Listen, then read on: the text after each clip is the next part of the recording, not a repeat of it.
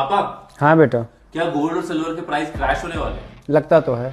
क्यों? क्योंकि दुनिया की सबसे बड़ी इकॉनमी अमेरिका चाहता है कि गोल्ड और सिल्वर सहित सारे मेटल के प्राइसेस गिरें।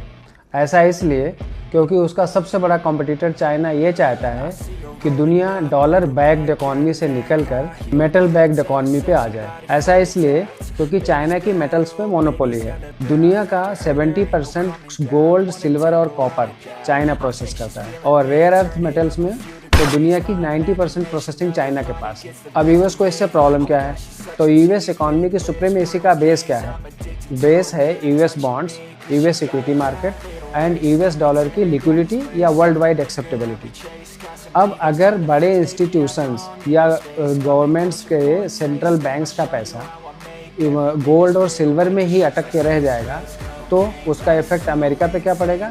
उनके बॉन्ड्स की डिमांड घटेगी, उनके इक्विटी मार्केट से पैसा निकलेगा और डॉलर की सुप्रीमेसी क्रैक होगी। इसीलिए अमेरिका चाहता है कि मेटल्स के प्राइसेस गिरें और इसके लिए वो अपना tried and tested weapon margin hike लेके मैदान में उतरा है।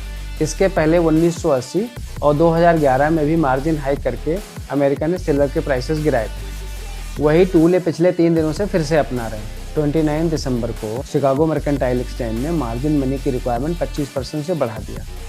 कल 31 दिसंबर को मार्जिन मनी की रिक्वायरमेंट मेटल्स पे फिर से बढ़ाई गई।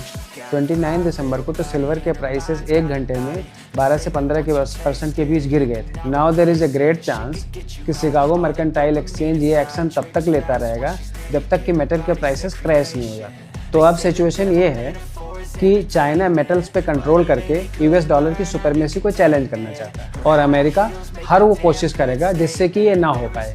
तो अगली बार से आप जब गोल्ड और सिल्वर के प्राइस चार्ट को देखोगे तो ध्यान से देखने पे उसमें आपको अमेरिका और चाइना का इकोनॉमिक वार भी दिखेगा।